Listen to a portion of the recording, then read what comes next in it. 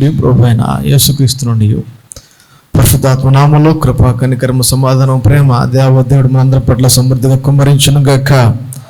Bible గ్రంథం నుండి యాకోబు పత్రిక 5వ అధ్యాయం.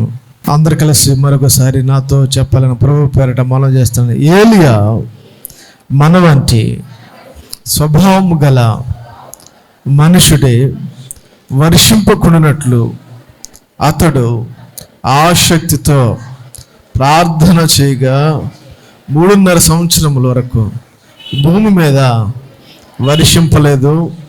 అతడు మరలా ప్రార్థన చేయగా ఆకాశము వర్షం ఇచ్చెను, భూమి తన ఫలం ఇచ్చెను. కళ్ళు మూసుకుందాం. మమ్మల్ని మిక్కులుగా ప్రేమించిన పల్లవి తండ్రి, ఉదయకాల సమయంలోని పాద సన్నిధికి చేరున్నాం ప్రభా. ఓ ప్రభు, నీ వాక్యాన్ని ఎత్తిపట్టుకున్నది ఆ తండ్రి కమ్మరించుండగా మా ప్రాణాత్మ దేహములను ఓ ప్రభునికి సమర్పించుకుంటుండగా ప్రభా, యేసే నాతో మాతో మాట్లాడండి. మాకు ఎట్టి ఆహారం అవసరము, దేని ద్వారా బలపరచబడగలము, దేని ద్వారా అభివృద్ధి చెందగలము, దేని ద్వారా మా మార్గములు సరి చేసుకోగలము, ఆ వాక్యాన్ని మాకు అందించమని, నీ పరిశుద్ధాత్మ నడిపింపు అనుగ్రహించమని ప్రభువైన యేసు నామం పేరిట వేడుకుంటున్న పరమ తండ్రి. దేవత దేవుడు మళ్ళీ అందరినీ సమృద్ధిగా ఆశీర్వదించును గాక. రైట్, ఏలియా అని చెప్పండి ఒకసారి గట్టిగా మాట్లాడు. ఏలియా, ఎలైంజా. ఏంటండి ఎలైంజా అంటారు? ఎలైంజా, ఏలియా. ఏలియా అంటే అర్థం ఏంటో తెలుసా? ఏలియా అంటే యెహోవాయే నా దేవుడు. దేనికి అర్థం అది? ఏలియా అంటే మనకు అందరికీ తెలుసండి. పాతగా చింతపండులా ఉంటుంది కదా, రైటే. అలాగ అనుకున్న నీవు ఈరోజు అసలే ఎంతవరకు నువ్వు ఆ ఏలియాని అనుసరించగలుగుతున్నావు? ఒకసారి స్వపరీక్ష చేసుకో. నీకు తెలుసు అని నాకు తెలుసు, నీకు తెలుసు అని నాకు తెలుసు, నీకున్నది ఏంటి, నీ మనసులో ఉన్నది ఏంటో కూడా నాకు తెలుసు. బట్ తెలుసు అని అనుకున్నావంటే ఇక్కడతోటే పోద్ది. నాకు తెలీదు, నేర్చుకుంటానంటే కనుక వాక్యానికి పని చేయను గాక. ఆ పేరుకు తగ్గట్టుగానే ఆయన జీవించాడు. స్తోత్రం. యెహోవాయే నా దేవుడు అని ఏలియా. మీరు గమనించండి, మన ఏలియా జీవితానికి యేసుప్రభు గారి జీవితానికి కొన్ని 2 సిమిలర్గా వెళ్తూ ఉంటాయి. స్తోత్రం కలను గాక. ఏలియా జీవితానికి ఎలాగా యేసుప్రభు గారి జీవితానికి సిమిలర్గా వెళ్తూ ఉంటుంది. అందుకే అన్నారు, యేసుప్రభు గారు పుట్టిన తర్వాత చాలా జనం అడిగారండి, యేసయ్యని అడిగారు, యేసయ్య నువ్వు ఎవరు? ఏమన్నారు? యేసుప్రభు గారిని ఏమన్నారు? నువ్వు ఏలియావా అనలేదా? మాట్లాడేంటండి యేసుప్రభు గారు అన్న మాట్లాడండి. అసలే యేసుప్రభు గారు అంటారు, అసలు నేను ఎవరిని అనుకుంటున్నారు మీరు అని అడిగితే, నువ్వు ఏలియా అనుకుంటా అని అన్నారండి చాలా మందిని. యేసుప్రభు గారిని అన్నారు, నువ్వు ఏలియావేమో. నేను కాదు చెప్పాడన్నా కరెక్ట్గానే. చాలా మంది యేసుప్రభు గారిని సిలువేసినప్పుడు, యేసుప్రభు గారు సిలువేసినప్పుడు ఆయన ఏలి ఏలి లామా సబక్తా అంటే ఏలియా వచ్చి రక్షిస్తాడేమో. చాలా అంటే ఏలియా ద మోస్ట్ ప్రోఫెట్. ఈ బైబిల్ గ్రంథంలో పెద్ద పెద్ద ప్రవక్తలు ఉండొచ్చండి, సమానులైన వాళ్ళు ఎవరు లేరు ఈయనకి, ఏలియాకి. ఏంటి ఈ యొక్క ఆదివార కాల సమయంలో ఈ పరిశుద్ధ దినాన్ని దేవుడు ఏలియా జీవితం ద్వారా నీతో నాతో మాట్లాడును గాక. చెప్పు గట్టిగానే హల్లెలూయా. ఏలియా జీవితం ద్వారా ఏంటి, కొన్ని ఘట్టాల్లో కొన్ని సన్నివేశాలను గుర్తు చేస్తాను. ఏలియా జీవితంలో ఇక్కడ నేను చదివిన వాక్యం అంతా తీసుకున్నాను, ఒకే ఒక సెంటెన్స్ తీసుకుంటాను. ఫస్ట్ సెంటెన్స్ చూద్దాం. ఏలియా మన వంటి స్వభావం గల మనుషుడే. అది మాత్రం గుర్తుపెట్టుకోండి. Note this point. నేను చెప్పే ప్రతి వాక్యానికి ఇది వెనకాల అనుకుంటూ ఉండాలి మీరు. నేను చెప్పే ప్రతి వాక్యానికి, నేను చెప్పిన ప్రతి సందర్భానికి మీరు ఎలా వర్తించాలని ఆత్మని చెప్పను నేను. అందుకు మీరు ఏమనుకోవాలంటే ఏలియా నాలాంటి వాడే. రైట్. ఏం జరిగింది ఏలియా జీవితంలో? ఆయన ప్రవర్తించిన తీరు ఏంటి? నేను ఈరోజు అలా ఉండగలమా? ఒకసారి స్వపరీక్ష చేసుకుని బయటికి వెళ్ళిపోవు. దేవునికి స్తోత్రం చెప్పు గట్టిగానే. కొన్ని ఘట్టాలు, చాలా ఘట్టాలు ఉన్నాయండి, చాలా అంచెలంచెలుగా. మొత్తం జీవిత చరిత్ర అంతా సుమారు 1 వారం రోజులు స్టడీ చేశాను నేను. ఈ 1 వారం రోజులు స్టడీ చేస్తూనే ఉన్నాను దీనికోసం. ఈయన జీవిత చరిత్ర ఫస్ట్ నుంచి లాస్ట్కి, లాస్ట్ నుంచి ఫస్ట్కి, ఫస్ట్ నుంచి లాస్ట్కి, లాస్ట్ నుంచి ఫస్ట్కి కొన్ని అద్భుతమైనటువంటి ఘట్టాలు ఆయన జీవిత చరిత్రలో ఉన్నాయి. నేను కొన్ని చెప్తాను సమయాన్ని బట్టి. రైట్, వచ్చేద్దాం. ఎక్కడికి వెళ్ళిపోవాలి ఇప్పుడు చెప్పండి? మొదటి రాజుల గ్రంథం వచ్చేయండి, 17వ అధ్యాయము. మొదటి రాజుల గ్రంథం కొన్ని ఘట్టాలు ఆయన గురించి నేను మీ ముందు పెడతాను. ఏం చేశాడు, ఎలా ప్రవర్తించాడు అన్నది. మొదటి రాజుల గ్రంథం 17వ అధ్యాయము మొదటి నుండి. అంతటా గిలాదు కాపురస్తు సంబంధించిన తిష్బీయుడైన ఏలీయా అహాబునొద్దకు వచ్చి, ఎవని సన్నిధి నేను నిలబడి ఉన్నాను, ఇజ్రాయేలు దేవుడైన యెహోవా జీవముతోడు నా మాట ప్రకారము గాక ఈ సంవత్సరములో మంచైనను వర్షమైనను పడదని ప్రకటించాను. వాక్యం ఉన్నారండి, విన్నవాళ్ళ దేవుని స్తోత్రం చెప్పండి.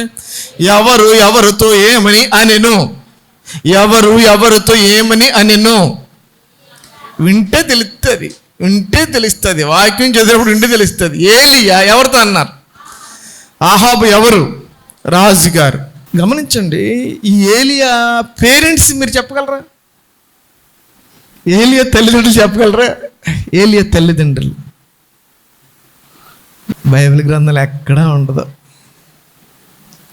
ఏలియా తల్లి పేరు ఉండదు, ఏలియా తండ్రి పేరు ఉండదు. తల్లి లేరంటే అనాథని కాదు, బైబిల్ గ్రంథంలో లిఖించబడలేదు. అది నా పాయింట్. ఇక్కడ బైబిల్ గ్రంథంలో ఆయన తండ్రి పేరు రాయలేదు, ఆయన తల్లి పేరు రాయలేదు sir. At the same time ఏలియాకి మ్యారేజ్ అయిందా? ఎక్కడ కనపడదండి. ఏలియాకి మ్యారేజ్ అయినట్టు ఎక్కడ ఉండదు, లేదు కూడా. అసలు లేదు, అసలు అది ఆయన జీవిత చరిత్ర లేదు. అది గట్టిగా దేవుని స్తోత్రం చెప్తాం. తిష్బీయుడైన ఏలియా. అమ్మా ఎవరంటండి ఆయన? చెప్పండి, ఎవరంటండి? తిష్బీయుడు అంటే ప్రజలను దేవుని వైపు తిప్పడం. తిష్బీయుడు అనగా అర్థం ఏంటంటే, తిష్బీయుడు అంటే అర్థం ఏంటంటే ప్రజలను దేవుని వైపు తిప్పేవాడు. ఆయన పేరుకి అర్థం ఏంటంటే యెహోవాయైన దేవుడు. ఏంటి సార్, ఈయన ఏం చేశాడు? ఇంత కలిగినటువంటి ఈయన ఒక రాజుగారి దగ్గరికి వచ్చి ఏం మాట్లాడుతున్నాడు? శుభవార్త మాట్లాడుతున్నాడా? అమ్మ శుభం చెప్తున్నాడా?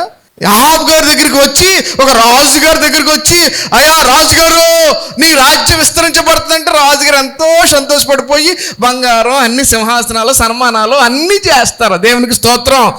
ఒక రాజుగారి దగ్గరికి వచ్చి ఏమనాలి? ఎవరన్నా వచ్చి అబ్బా నీకు ఆశీర్వాదం కలుగును గాక ఇలాగ అనాలి, మాట్లాడితే నీ రాజుగారి దగ్గరికి వచ్చి నీ రాజ్యం బాగా విస్తరించబడుతుంది, నువ్వు బాగా అభివృద్ధి చెందుతావు, నీ సంతానం అభివృద్ధి పడుతుంది అంటే రాజుగారికి చాలా ఉత్సాహం వచ్చేస్తుంది. అలా అనలేదు. రాబోయే ఈ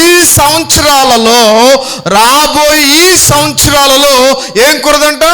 వర్షమైనను మంచైనను పడదని ప్రకటించెను. ఇజ్రాయేలు దేవుడు యెహోవా జీవముతోడు నా మాట ప్రకారము గాక ఈ సంవత్సరంలో మంచైనను వర్షమైనను పడదని ప్రకటించెను. అమ్మా నా ప్రశ్న, ఎంత దమ్ము ఉండాలి, ఎంత ధైర్యం ఉండాలి? రాజుగారి దగ్గరికి వచ్చి, ఒక రాజుగారి దగ్గరికి వచ్చి, అయ్యా ఏమని చెప్పాలి? రాజుగారి దగ్గరికి వచ్చి, అమ్మా నువ్వు బాగుంటావు, అతను నీ రాజ్యం బాగుంటుంది, నీ పిల్లలు బాగుంటారు అని చెప్పాలి. అలా చెప్పలేదు. వర్షం కురవదు, మంచు పడదు. ఎంత అంటే చూడండి, మనం ఆయన నమ్ముకున్న దేవుని బట్టి ఎంత ధైర్యంగా రాజకీయ నాయకుల వద్ద నిలబడి చెప్పే దమ్ము, ధైర్యం కలిగినటువంటి వాడు ఏలియా. స్తోత్రం చెప్తాం గట్టిగానే, హల్లెలూయా. ఒక రాజుగారు ఎదురుగుండగా తటస్థించి, ఒక రాజుగారు ఎదురుగుండగా నిలబడి, ఎందుకు అంతగా మాటలు ఎందుకు చెప్తున్నా తెలిసే నేను. వీళ్ళు భయంకరమైన పనికిమాల వాళ్ళు. ఎవరాళ్ళు? ఆహాబు భార్య యెజబెలు. వీళ్ళిద్దరికి మంచి హిస్టరీ ఉంది. ఆహాబు గారికి ఎవరికని భయంకరమైన పనికిమాలిన యెజబెలు అన్నమాట. ఏం చేసిందో తెలుసా? పెత్తనం. హల్లెలూయా. ఇంట్లో పెత్తనం ఎవరిదండి? ఇంట్లో అధికారం ఓన్లీ పురుషుడికి మాత్రమే ఉండాలి. స్తోత్రం కలుగును గాక.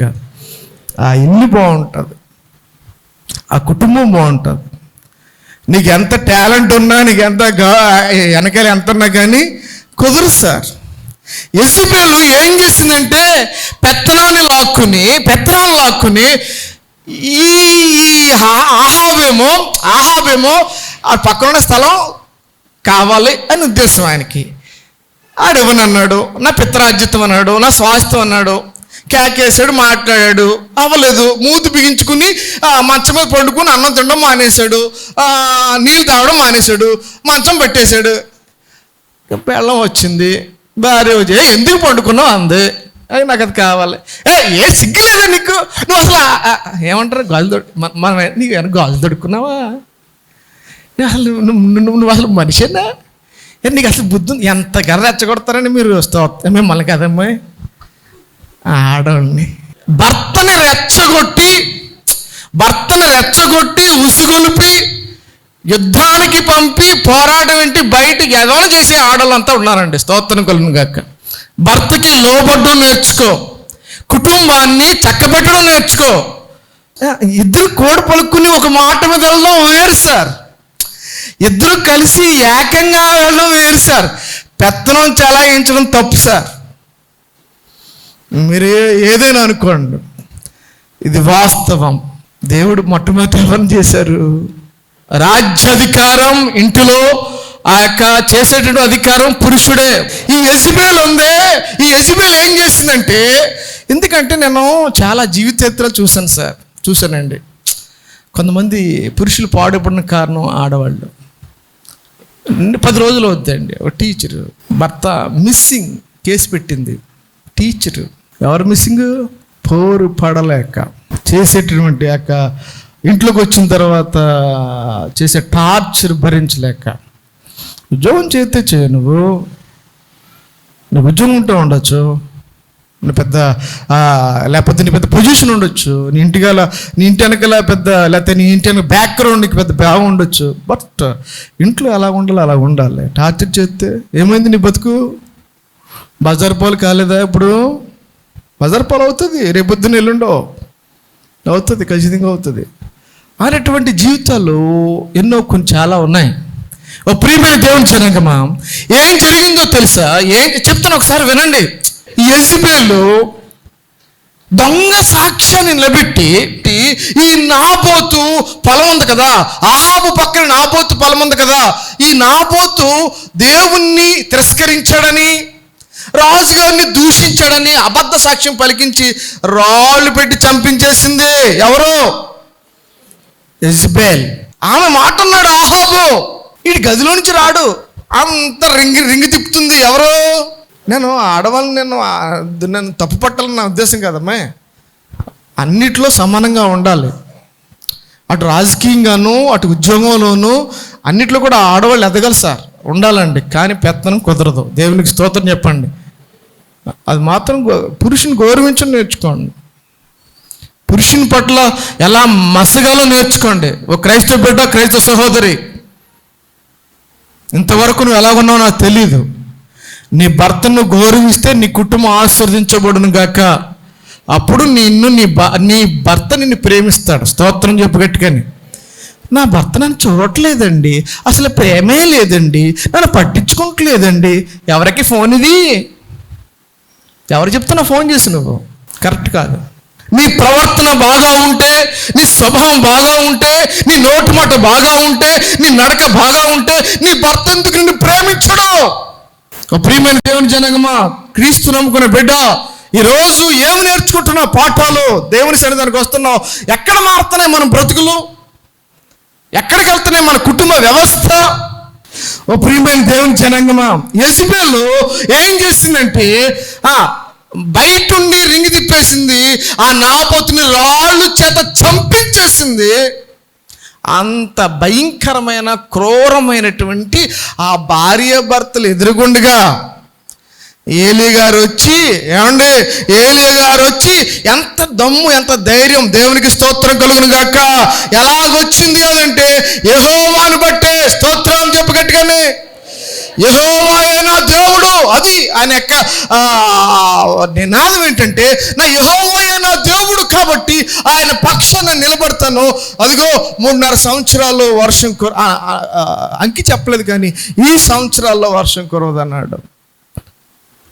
కిందకు వచ్చేద్దాం. కిందకు వచ్చేసిన తర్వాత ఎప్పుడైతే ఇలాగా కరువు వచ్చేసిందో ఎక్కడికి వెళ్ళిపోయాడంటే ఈయన, నీవు ఇచ్చటి నుండి 3వ వచనం, నీవు ఇచ్చటి నుండి తూర్పు వైపునకు పోయి యార్దానుకు ఎదురుగానున్న కెరూతు వాగు దగ్గర దాగియుండము. ఆ వాగు నీరు త్రాగుదువు. అచ్చటికి నీకు ఆహారము తెచ్చినట్లు నేను కాకులం నాకు ఆజ్ఞాపించుతానని అతను తెలియజేయగా అతడు పోయి యెహోవా సెలవు చెప్పున యార్దానుకు ఎదురున్న కెరీతు వాగు దగ్గర నివాసం చేసెను.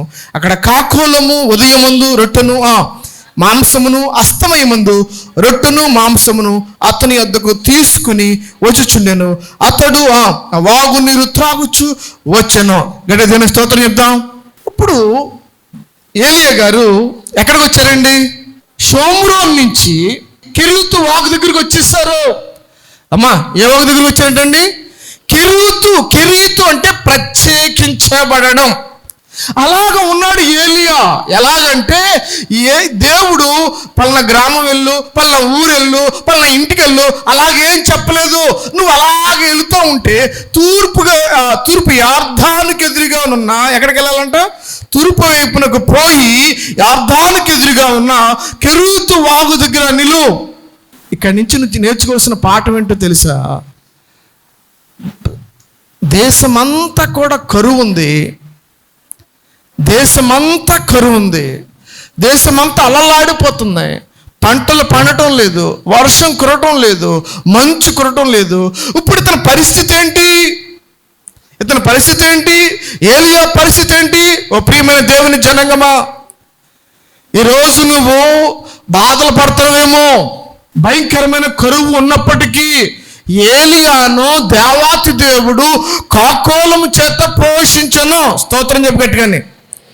అలాగ దేవుడు నిన్ను నన్ను పోషించును గాక. పరిస్థితులు నీకు అనుకూలంగా లేకపోయినా, పరిస్థితులు నీకు అననుకూలంగా ఉన్నా, నేర్చుకో ఈ పాఠాన్ని ఏలియా జీవితం నుంచి. ఏలియాకి ఏ విధమైనటువంటి లేదు సార్, ఒక ఆధారం లేదు, ఒక జాబ్ లేదు, ఒక వ్యాపారం లేదు, సంపాదించేటువంటి ఆ సంపాదన లేదు అండి. ఓ పాఠాన్ని నేర్చుకో. ఏమీ లేకపోయినప్పటికీ దేవుడు నిన్ను పోషించును గాక. గట్టిగా దేవుని స్తోత్రం చెప్పు. ఏంటి, నాకు సంపాదన లేదు సార్, నువ్వు బాధలు పడుతున్నాయేమో. నా భర్త సంపాదన నాకు సరిపోవట్లేదు, నేను పనిలోకి వెళ్తున్నాను, నా సంపాదన నాకు సరిపోవటం లేదు అని బాధపడుతున్నావేమో. ప్రియమైన దేవుని జనగమా, ఈ మధ్యాహ్న సమయంలో దేవాతి దేవుడిని సెలవిస్తున్న మాట, నువ్వు సంపాదించే సంపాదన ఏ మాత్రము కాదు, దేవుడి మీద ఆధారపడు. ఆమేన్. ఆయన నిన్ను కాకోలము చేత పోషించును గాక. ఎక్కడన్నా కాకులు వచ్చి మాంసం ముక్కలు వస్తాయమ్మా? అమ్మా చెప్పండి.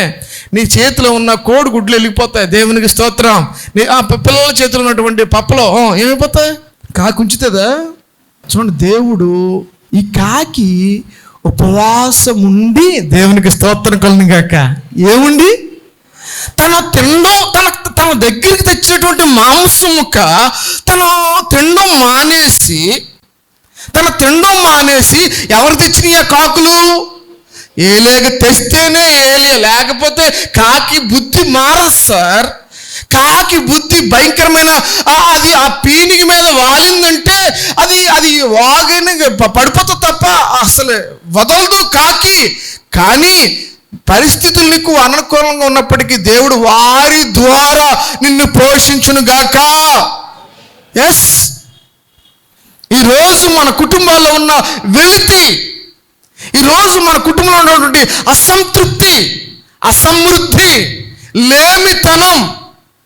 కానీ ఒకటి మర్చిపోకండి, ఓ పాట మర్చిపోకండి, దేవుడు నీ అవసరాన్ని తీరుతాడు తప్ప నీ కోరికను తీర్చడం. స్తోత్రం కలుగును గాక. నీకు ఏది అవసరమో, నీకు అక్కడికి ఏం కావాలంటే అతనికి ఆహారం కావాలి, వాటర్ కావాలి, నీకు ఇస్తాడు, నిన్ను పోషిస్తాడు. ఆమేన్. అంతే తప్ప మనం లేనిపోయిందని నీ కోరుకుని ఆ ప్రభు ఆ ప్రార్థన కుదరవు సార్. ఎవరినో చూసి ప్రార్థన చేయకండి సార్, అది అవ్వదండి. ఏలియాని చూసి పాఠం నేర్చుకో. నీకు ఏది కావాలో దేవుడు నీకు అనుగ్రహించును గాక. దీని ద్వారా ఏం నేర్చుకుంటే దేవుడు మన ప్రతి అవసరమును తీర్చును గాక. ఎస్, అవును సార్, దేవుడు మన ప్రతి అవసరాన్ని తీర్చే దేవుడు. ఆమేన్. ఆయన చూస్తున్న దేవుడు నీలో, నీ ఇంట్లో ఏ అవసరత ఉందో, ఏ కొద్దు ఉందో, ఏ లేముందో, ఏ బాధపడుతున్నావో మనం చెప్పుకోలేమండి. మన బాధలో మన స్నేహితులు కూడా పంచుకోలేము. ఒకసారి భర్తకి పంచుకునే విషయాలు ఉంటాయి, భార్యానికి చెప్పుకునే విషయాలు ఉంటాయి. దేవుడితో మాత్రమే చెప్పుకోవాలి. ఆ దేవుడు తీర్చునుగాక. గడికి దేని స్తోత్రం చేద్దామా. 3వ ఘట్టం, కెరీతు వాగు దగ్గర నుంచి ఏలియా. ఇప్పుడు అక్కడ ఏమైపోయిందంటే ఒక ఆయన ఎలా వివరించాడంటే ఈ వాక్యాన్ని, ఓ పెద్ద ఆయన వివరించాడు. ఎలా వివరించాడంటే పెద్ద ఆయన, ప్రభా రోజు ఎత్తున్నావు, హలో ఏంటిది, రోజు పొద్దున్నే ఎత్తున్నావు, సాయంత్రం ఎత్తున్నావు, పొద్దున్నే ఎత్తున్నావు, చెప్పండి, సాయంత్రం పొద్దున. అలా ఎందుకు? 4 రోజులు సరిపడి ఇచ్చేచ్చు కదా. 4 రోజులు సరిపడి ఇచ్చేసావు అనుకో, నీకు ప్రార్థన ఉండదు. నీకు 4 రోజులు సరిపడా గ్రాసం నీకు ఇచ్చేస్తే నువ్వు ప్రార్థన చెయ్యు. నీ మనసు దేవుడి మీద ఉండదు, నీ ఆలోచన దేవుడి మీద ఉండదు. కాబట్టి చూడండి, ఏలియాకి నేర్పిన పాఠం చూడండి. ఎప్పటి ఆహారం అప్పుడే. దేవునికి స్తోత్రం చెప్పు. ఏ రోజు మన్నా చెప్పాలి, ఏ రోజు మన్నా ఆ రోజు చాలు సార్, అంతకన్నా ఏం కావాలండి. అప్పుడే మనం దేవుని దగ్గరికి వెళ్ళగలం. ఆమేన్. దేవుడి యొక్క చిత్తం అదండి, దేవుడి యొక్క ప్రణాళిక అలా ఉంటుంది. ఈ 2 పాఠాలు నేర్చుకోండి ఒకసారి బాగానే. మన్నాను జ్ఞాపకం చేసుకోండి, ఏలియాని జ్ఞాపకం చేసుకోండి. నాకు ఒకేసారి నా బ్యాంకులో ఇంత అకౌంట్ ఉండాలి నాయన, నేను బస్తాలు సంపాదించాలి ప్రభా, నాకు ఇంత ఉండాలి. తప్పుడు ఆలోచన. అందుకే కోరికలు వద్దు, అవసరం చెప్పు. స్తోత్రం. నీకు రోజు మన్నా పొద్దుడు వస్తుంది, సాయంత్రమే. కాకిల ద్వారా మార్నింగ్ వస్తుంది, ఈవినింగ్ వస్తుంది. నెలకు సరిపడు ఎవరు? ఎందుకు ప్రార్థన చేస్తున్నావు? ఎలా చేస్తున్నావు? మన ప్రార్థన మార్చు విధానాన్ని. ప్రభువా ఈ రోజు కావలసిన, అందుకే పరలోక ప్రార్థనలో ప్రభువా మాకు సంవత్సర జీవితకాలం సరిపడా ఆహారం మనుందా, లేకపోతే అనుదిన ఆహారం మాకు అనుదిన అంటే దినదినము అని ఉందా, లేకపోతే ఒకేసారి దయచేయాలని ఉందా? నీకు ఎప్పటి ఆహారం దేవాతి దేవుడు అప్పుడు అందిస్తాడు. ఆమేన్. అది నేర్చుకోండి విషయం. అది మన్నా అవనవండి, లేకపోతే కాకోలం ద్వారా ఏలియాకి ఇచ్చిన ఆహారం అవనవండి, ఏదేమైనప్పటికీ. కాబట్టి నువ్వు ఎక్కువగా ప్రార్థన చేయకు, అంటే కోరికల కోసం. పక్కన చూసి అసలే చేయకు ప్రార్థన. నీ పొరుగుని చూసి అసలే వద్దు. ఆ కథ ఉంది, వద్దు, ఎందుకంటే టైం ఉండదు. అన్నీ చేశాడు ప్రార్థన. ఆడు కారు ఇచ్చావు ప్రభా, నాకు కారు ఇయ్యి. ఆడికి బైక్ ఇచ్చావు, నాకు బైక్ ఇయ్యి. ఆడికి మ్యాడ్ ఇచ్చావు, నాకు మ్యాడ్ ఇయ్యి అన్నాడంట. ఆఖరిన ఆడికి కన్ను పోయింది. ఆడికి ఏం పోయింది? వీడికి ఎన్ని పోవాలి ఇప్పుడు? ఏం పోవాలి? 2 కన్నులు పోవాలి. స్తోత్రం కలను కాక. అలా ఉంటుంది. పక్కన చూసి ప్రార్థన వద్దు. ఇప్పుడు కెరీతు వాగు అయిపోయిందండి. ఓ పాఠం నేర్చుకున్నాం, 2 పాఠాలు అయిపోయినాయి. 3వ పాఠం. ఇప్పుడు 3వ పాఠంకి వచ్చేటప్పటికి ఏలియా సారేపతి వచ్చేసాడు. ఎక్కడికొచ్చారండి? ఎందుకంటే అక్కడ ఏలియాకి ఆహారం, ఆ వాగు ఎండిపోయింది. అప్పటికే 1 సంవత్సరంన్నర, సుమారు 2 సంవత్సరాలు అక్కడే గడిపేశాడు. పొద్దుట అసాయంత్రం ఆ నీళ్లు తాగడం, అక్కడ ఎల్లోన్ అంటే ఒంటరిగా గడిపాడు. స్తోత్రం కలుగును గాక. ఒంటరి జీవితం గడిపాడు 2 సంవత్సరాలు మ్యాక్సిమం, అయితే సుమారుగా అప్రాక్సిమేట్లీ. ఇప్పుడు సారేపతి వెళ్ళిపోయాడు. ఇప్పుడు అన్నాడు, నువ్వు అక్కడికి వెళ్ళు. సారేపతి అనగానే చాలా భయం అంటానికి. ఎందుకంటే సారేపతి అంటే, సారేపతి వెళ్ళే దారిలో చెప్పాను కదా, యెజబెల్ నాన్నగారు ఉన్నారే, ఆ నాన్నగారు ఆయన రాజుగారు. యెజబెల్ అంటే రాణి అమ్మాయి, యెజబెల్ అంటే ఎవరంటే ఆవిడ రాజుగారు కుమార్తె అండి. వాళ్ళ నాన్నగారు రాజుగారు, ప్లస్ వాళ్ళ నాన్నగారు ఏంటంటే పూజారి. ఏ పూజారి అంటే అస్తారోతు యొక్క ఆ దేవత యొక్క పూజారి. ఈవిడ కూడా అదే పూజ చేస్తుంది. ఈవిడ ఎవరు? యెజబెల్. ఇప్పుడు వెళ్ళారు దారిలో వెళ్ళే దారిలో ఏముందంటే ఈ యెజబెల్ యొక్క ఊరు తగులుతుంది. సీదోన్ అనే ప్రాంతం. సీదోనికి రాజుగారు యెజబెల్ తండ్రి. ఇప్పుడు దీన్ని దాటుకుని అలా పక్కంటే వెళ్తే ఒక 8 కిలోమీటర్లు అంటాడు. 8 కిలోమీటర్లు వచ్చి చంపేస్తాడు. ఎవరు? అహాబు మాంగారం, యెజబెల్ తండ్రి. పోస్టులు అంటించేశారు. ఈ మనుషుడు ఎక్కడ కనపడితే వెంటనే తెలియచేయండి, ఈ మనుషుడు ఎక్కడ కనపడి చంపేయాలి అని ఏలియా యొక్క పోస్టర్లో మొత్తం అంతా దేశం అంతటా వ్యాపించింది. అయినప్పటికీ భయపడకుండా సారేపతి వెళ్ళిపోయాడు. సారేపతిలో జరిగింది ఏంటంటే, స్తోత్రం చెప్పగట్టుగాని, ఆవిడ ఆ రోజుతో అప్పము చేసుకుని చనిపోదాం అనుకున్నటువంటి ఆ ఫ్యామిలీ దేవుడికి ఏలియా అన్నాడు, అమ్మా ఇలా రా అమ్మా, కొద్ది నీళ్ళు తీసుకురామ్మా. నీళ్ళండి. ఒకసారి చూసింది మొక్కమంక, అసలే కొన్ని సంవత్సరాల నుంచి నీరు లేదు, మంచు లేదు. ఈయనకి నీరు ఎక్కడ తెస్తాను? కొద్దిగా నీరుంది, సరే చేద్దాం అనుకుని వెళ్తుంది. అమ్మా ఆగు, మొదటప్ప నా దగ్గర పెట్టరా. అయ్యా ఏం మాట్లాడుతున్నావు?